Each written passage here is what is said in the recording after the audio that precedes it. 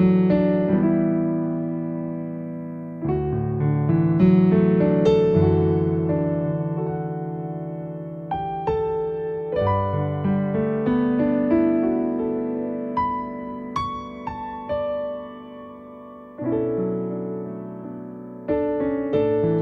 su lugar, hermano.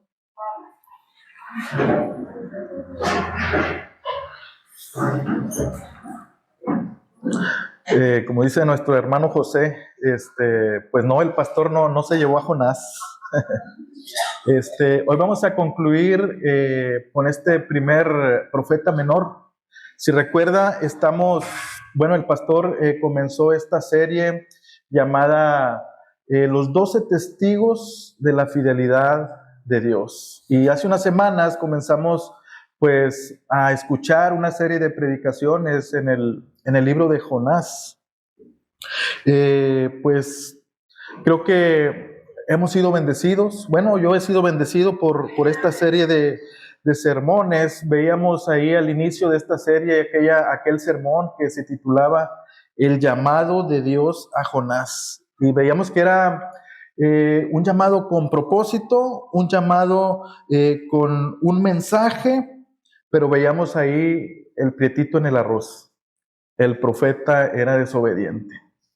Después vimos ahí otro sermón que se titulaba El milagro de la salvación, y precisamente haciendo énfasis en aquellos marineros que no conocían a Dios, ¿verdad? Que eran gentiles, y pues Dios tenía un plan ahí con estos marineros, y estos marineros que no conocían a Dios, pues terminaron conociendo a Dios, pero también terminaron adorando a Dios.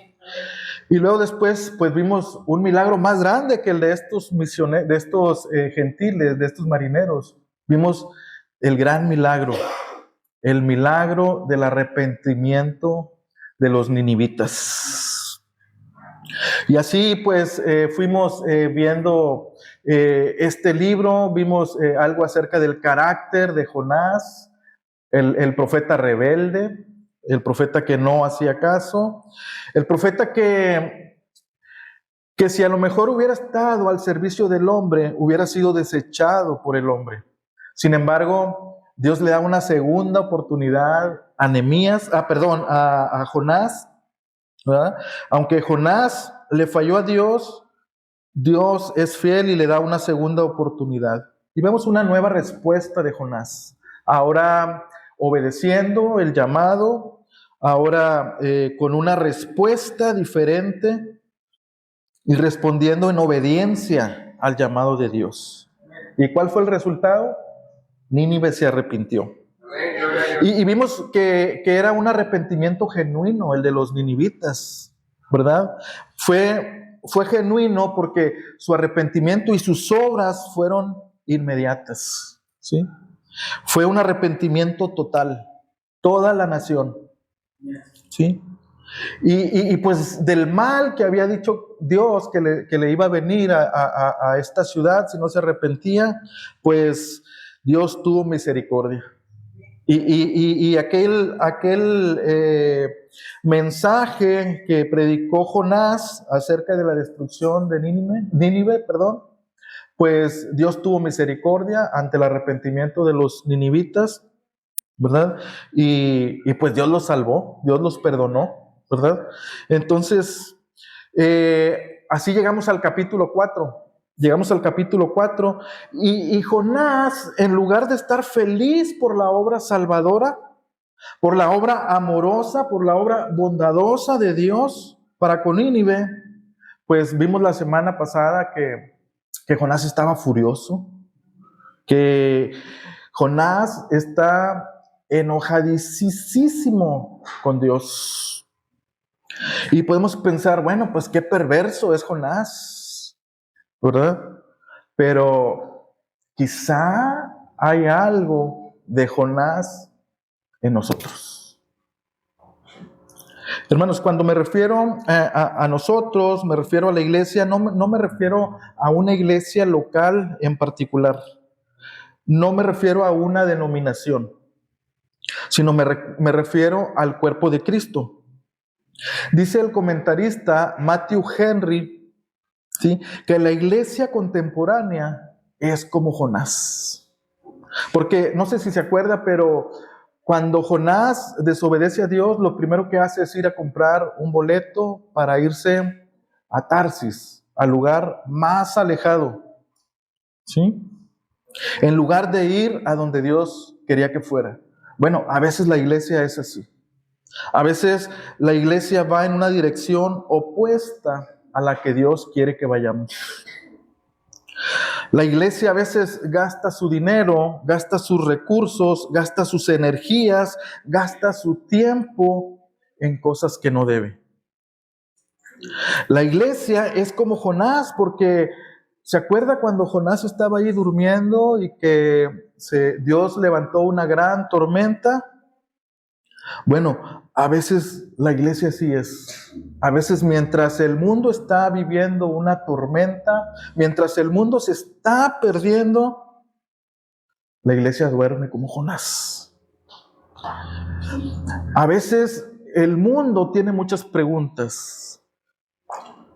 Compartíamos, bueno, el pastor compartía esta clase de escuela dominical acerca de esta pregunta de cuál es la verdad, ¿verdad? Y así el mundo se pregunta cuál es la verdad, y a veces la iglesia no tiene respuestas. Así que, pues, voy a compartir este sermón que le puse por nombre, le puse La Gran Lección Misional. Voy a invitarlos a que abran su Biblia por ahí, precisamente en el capítulo 4 de Nehemías, en el verso es que traigo a Nehemías porque en el seminario estamos estudiando bastante de Nehemías. Perdón, una disculpa. Jonás, capítulo 4, versos del 4 al 11. Y le voy a pedir que me siga ahí con su vista. Dice así la palabra de Dios. Y Jehová le dijo: ¿haces tú bien en enojarte tanto? Y salió Jonás de la ciudad y acampó hacia el oriente de la ciudad, y se hizo ahí una enramada, y se sentó debajo de ella a la sombra hasta ver qué acontecería en la ciudad. Y preparó Jehová Dios una calabacera, la cual creció sobre Jonás para que hiciese sombra sobre su cabeza y le librase de su malestar. Y Jonás se alegró grandemente por la calabacera. Pero al venir el alba del día siguiente, Dios preparó un gusano, el cual hirió la calabacera y se secó. Y aconteció que al salir el sol, preparó Dios un viento recio solano, y el sol hirió a Jonás en la cabeza y se desmayaba y deseaba la muerte, diciendo: mejor me sería para mí la muerte que la vida. Entonces dijo Dios a Jonás: ¿tanto te enojas por la calabacera?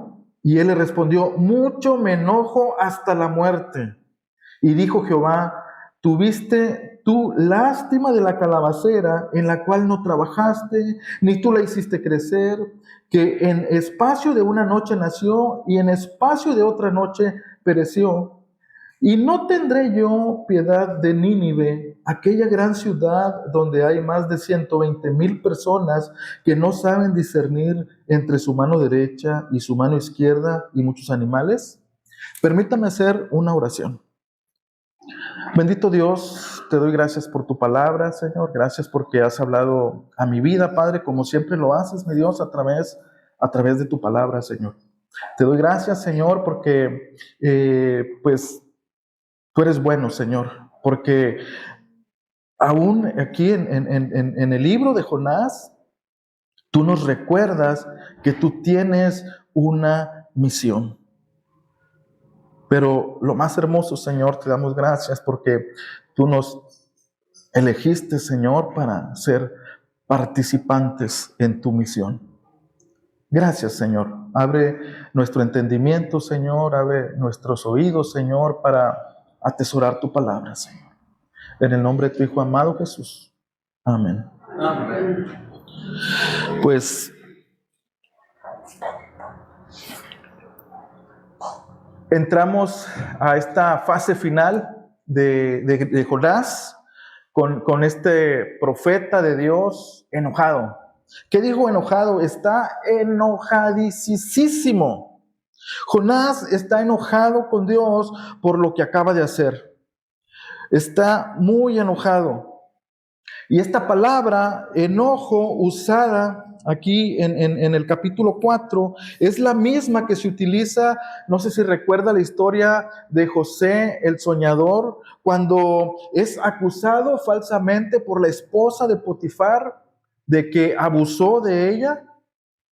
Dice ahí el pasaje que cuando Potifar supo esta noticia, dice, se encendió en su ira y lo mandó a la cárcel. Bueno, Jonás está así como Potifar. ¿Sí? Está Jonás encendido en su ira contra Dios. La diferencia es que lo de José y lo de Potifar, pues aunque es un chisme de alguna manera, pues Potifar tiene razón para estar encendido en su ira. ¿Por qué? Porque le han dicho que lo ha traicionado el hombre de su confianza. Se ha sobrepasado con su mujer José. Es el chisme que le han dicho a Potifar. Y realmente Jonás está encendido en ira contra Dios. Pero aquí la razón, la razón del enojo es precisamente el perdón y la salvación de los ninivitas. Y podemos pensar que bárbaro Jonás, habase visto semejante barbaridad, pero vemos en la Biblia varios casos de enojo. Uno de ellos es el enojo no controlado de Caín. Caín se enojó porque Dios no vio con agrado su ofrenda y en respuesta en su ira mató a su hermano Abel.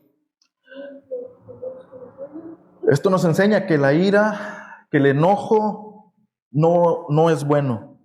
Porque va a terminar mal, va a terminar en un problema. Y parece que el profeta Jonás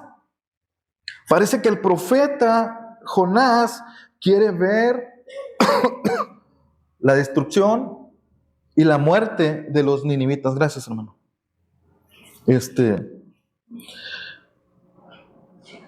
Jonás quiere ver la muerte y la destrucción de los ninivitas. Y sin embargo, ni el enojo de Jonás contra Dios, ni el enojo de nadie contra Dios es justificado. ¿Por qué? Porque Dios es soberano. Y eso significa que la soberanía de Dios, que Dios no le rinde cuentas a nadie, que Dios no le pide permiso a nadie para hacer lo que Él quiere, con quien Él quiere, cuando Él quiere, aunque usted y a mí y a Jonás no le guste. En realidad es Dios el que debe de estar enojado con Jonás por esa actitud berrinchuda. Dios en la Biblia nos habla varios casos donde Dios está enojado contra su pueblo, ¿sí? Cuando su pueblo no le obedece, ¿sí? Josué 23:16 dice, si violan el pacto que el Señor su Dios les ha mandado y se van y sirven a otros dioses, postrándose entre ellos, la ira del Señor se encenderá contra ustedes y rápidamente perecerán en esta buena tierra que Él les ha dado.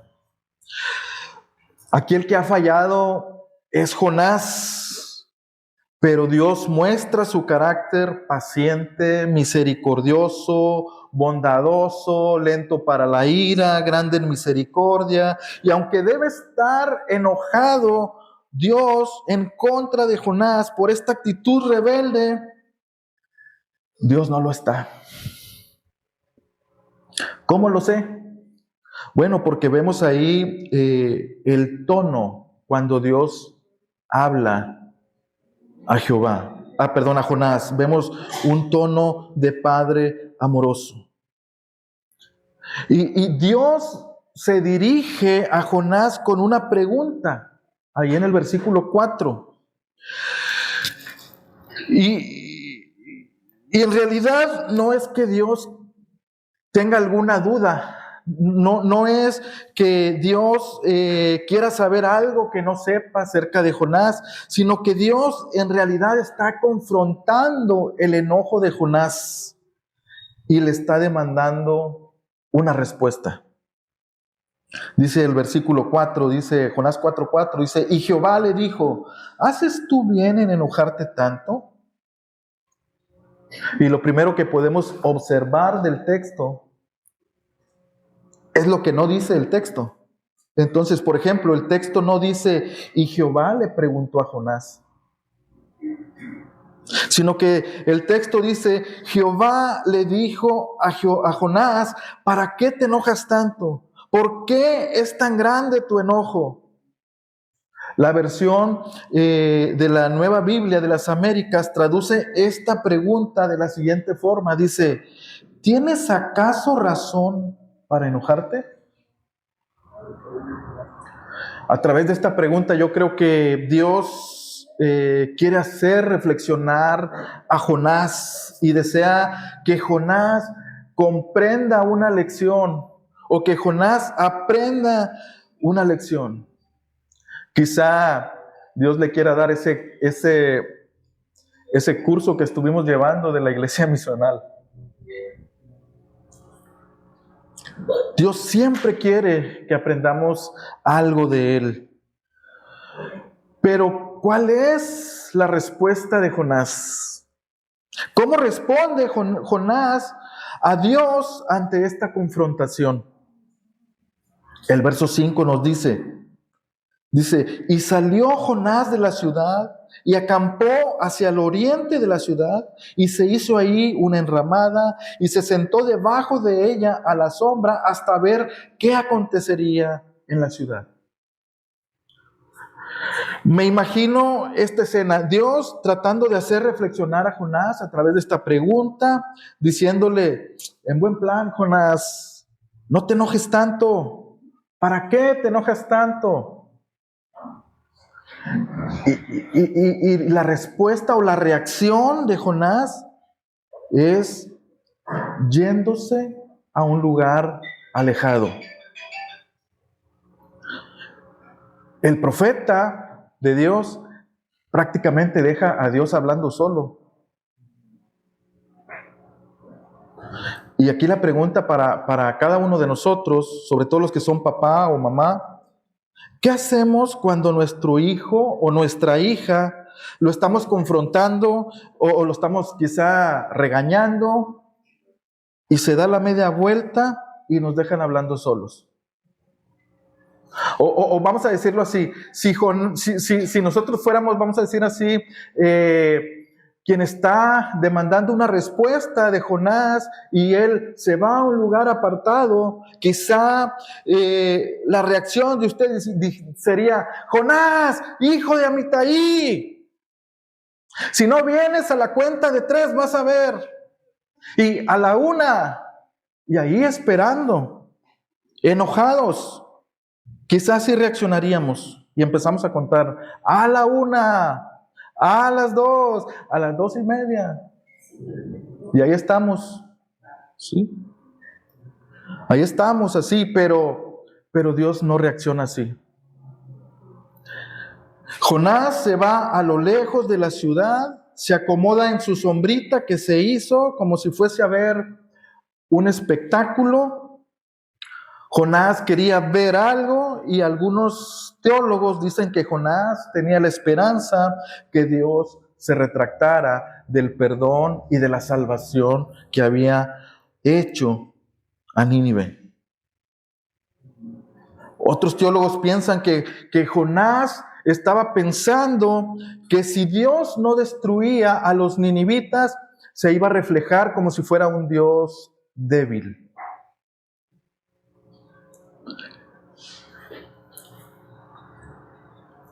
Jonás quería ver a Dios destruyendo a los ninivitas. Pero, ¿cómo reacciona Dios ante esta actitud rebelde de Jonás? Le digo, quizá usted y yo hubiéramos reaccionado con ira, con enojo, pagándole mal por mal, quizá. Pero fíjese cómo reacciona Dios ante esta situación. Dice, y preparó Jehová Dios una calabacera, la cual creció sobre Jonás para que hiciese sombra sobre su cabeza y le librase de su malestar. Y Jonás se alegró grandemente por la calabacera. Podemos ver la respuesta de Dios ante esta actitud rebelde de Jonás como una respuesta de mucha misericordia, de mucha compasión. Y Jonás está alegre por una calabacera. Pasa Jonás de este enojo profundo que tiene, de esta ira encendida, que para ilustrar esta palabra de enojo, algunos diccionarios bíblicos definen esta palabra como un carbón cuando está al rojo vivo. Así era el enojo de Jonás. Pero ahora, de estar tan encendida su ira por una calabacera, que la verdad, quién sabe qué será,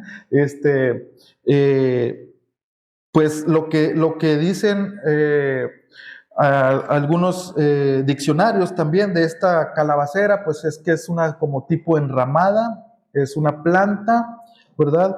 Quizá esta enramada hizo sentir tan feliz a Jonás porque le dio un placer ahí donde él estaba, ¿verdad? Recordamos que él hizo una enramada, quizá esta calabacera, quizá pues le dio satisfacción, quizá le dio más fresco, quizá se sintió mejor él y está contento ahí, cómodo en su enramada con su calabacera, dispuesto a esperar aquellos 40 días ahí en la enramada, ahí en la calabacera, para ver la destrucción de los ninivitas.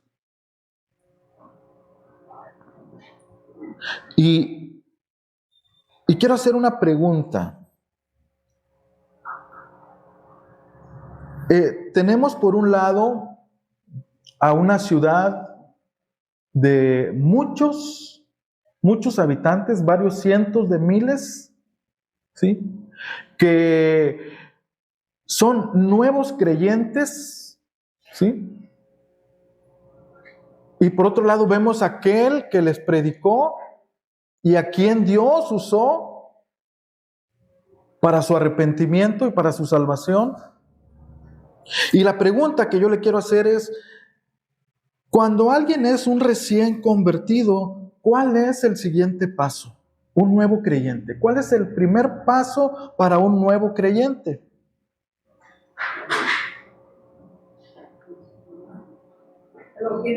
El bautismo, muy bien. Y el discipulado. Son las dos respuestas que yo tengo aquí. Y son las dos respuestas que yo esperaba escuchar y creo que son las dos respuestas correctas.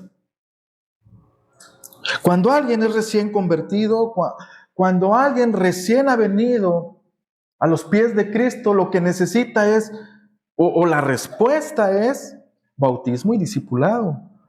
Sin embargo, ahí tenemos a una ciudad entera recién convertida, pero no tienen quien los discipule.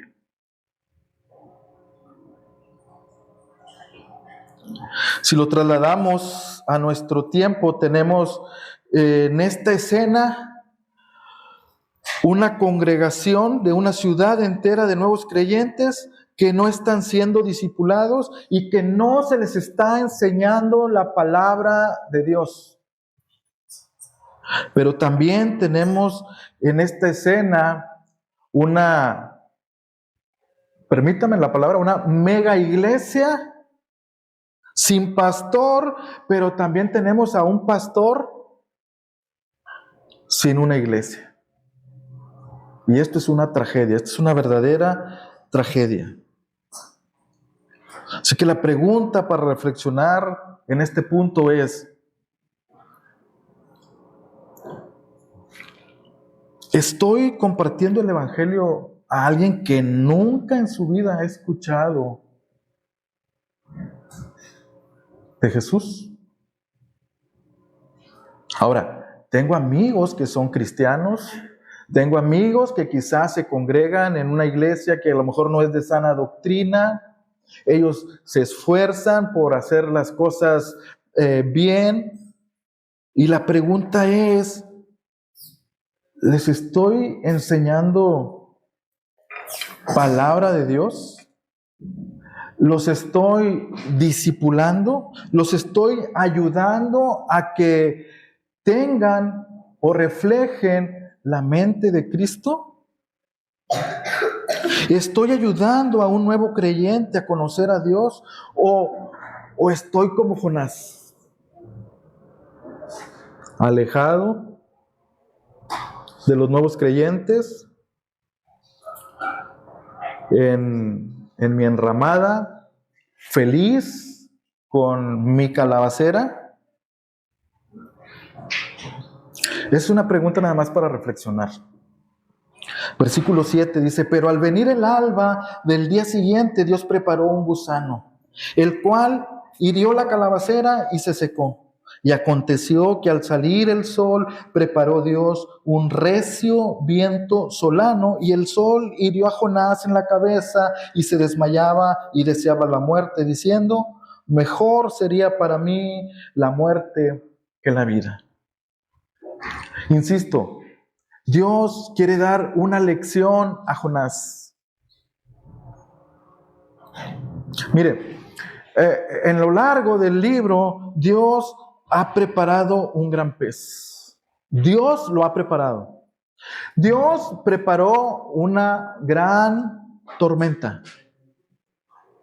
Dios preparó una calabacera. Dios, después de la calabacera, Dios preparó un gusano. Y ahora Dios ha preparado un recio viento solano. ¿Qué es un viento recio solano? Bueno, un viento recio solano es un viento bochornoso.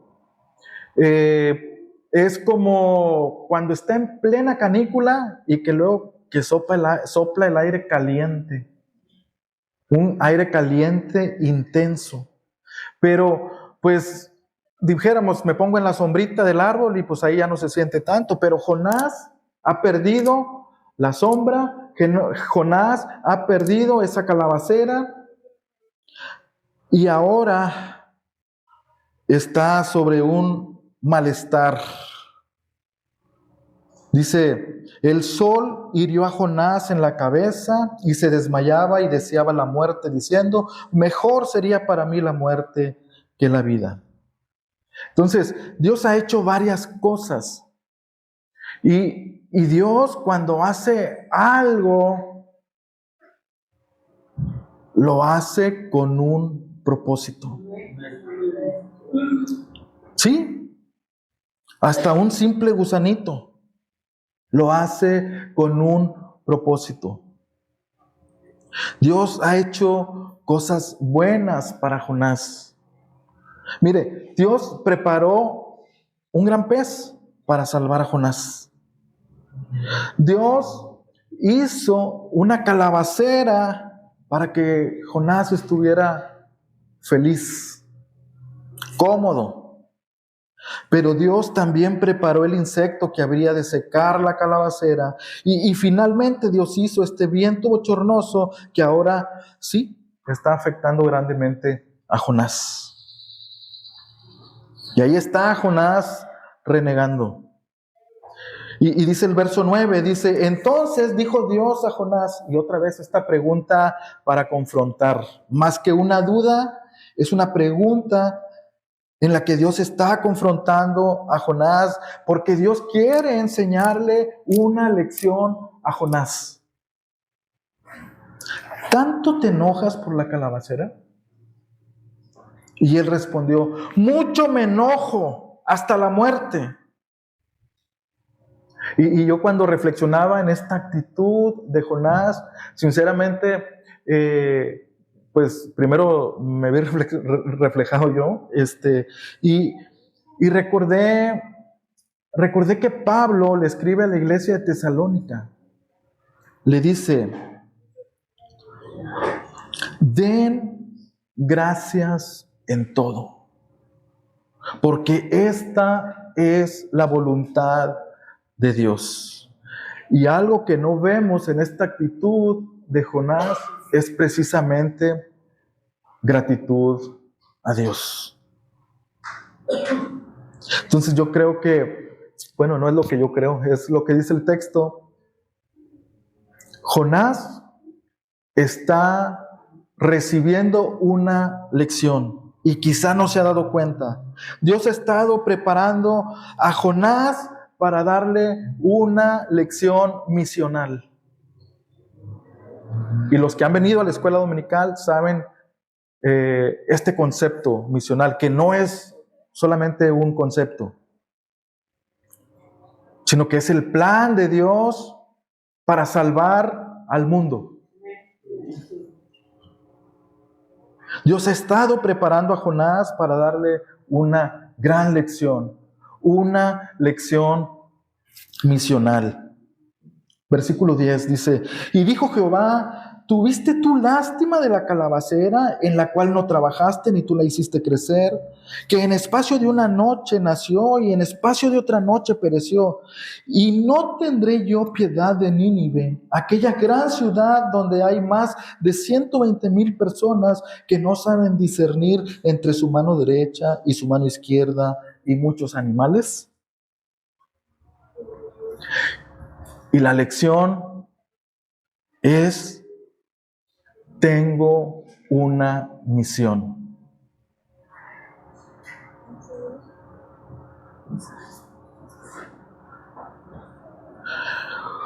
Jonás se queja por la calabacera que se secó y que ni siquiera hizo nada por ella.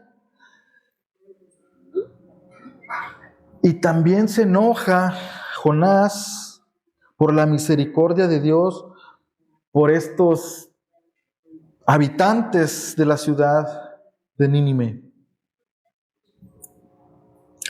Pero ya para concluir, ¿qué es lo que ha visto Jonás? ¿Qué es lo que ha visto Jonás? En el asunto de la calabacera, Jonás se puso feliz por algo terrenal. Algo que llegó a su vida y lo puso tremendamente feliz, pero que después, cuando desapareció, cuando murió, cuando fue arrancado de raíz, se puso triste.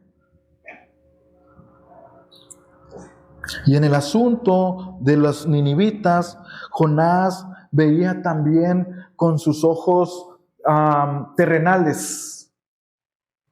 Es decir, él veía a los ninivitas como hombres pecadores que merecen la muerte eterna. Y sí, dice la Biblia que la paga del pecado es muerte, pero esa es una verdad.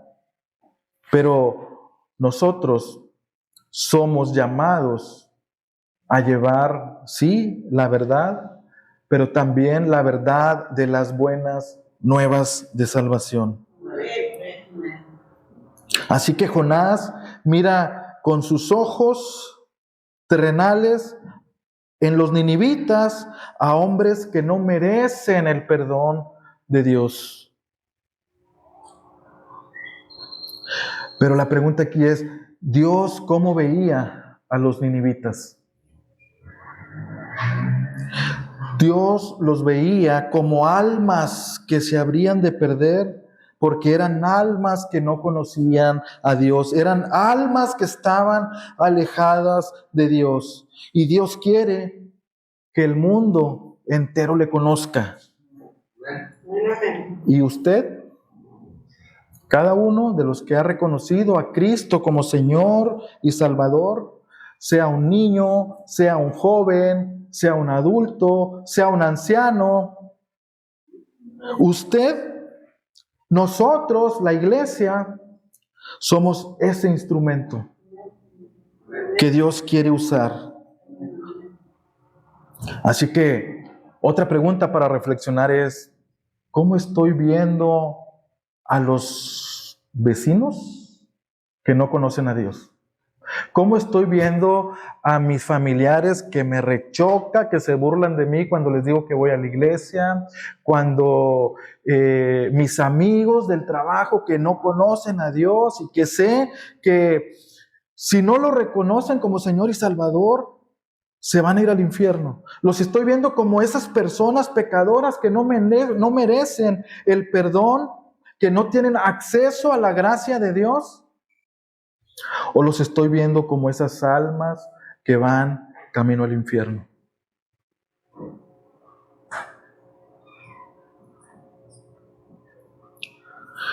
Dios quiere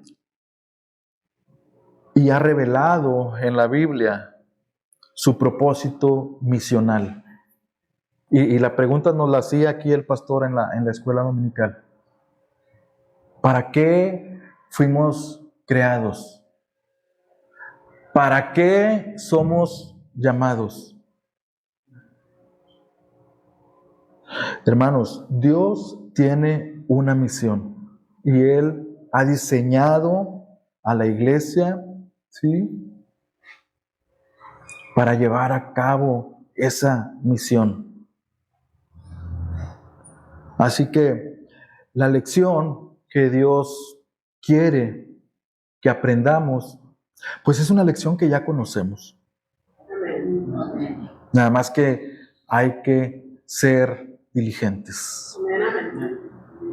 Voy a concluir con el Salmo 67, del 1 al 3. Dice, Dios tenga misericordia de nosotros y nos bendiga.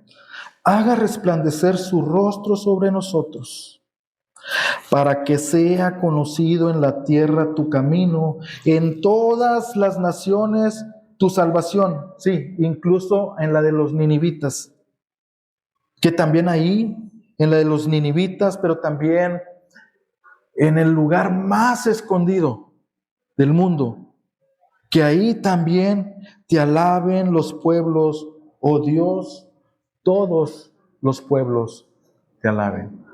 Vamos a orar. Bendito Dios, gracias, Señor. Gracias por la riqueza de tu palabra, Señor. Gracias, Señor, porque podemos ser confrontados, Señor, a través de estas dos preguntas que en aquel momento tú le hiciste a Jonás, Señor. Así que te pedimos perdón, Señor, por nuestra negligencia, Señor, pero hemos aprendido, Señor, que eres un Dios de segundas oportunidades, Señor. Así que te pedimos, Señor, que nos ayudes a ser diligentes en esta tarea que tú nos has encomendado, Señor. Te damos gracias en el nombre de tu Hijo amado Jesús. Amén. Amén.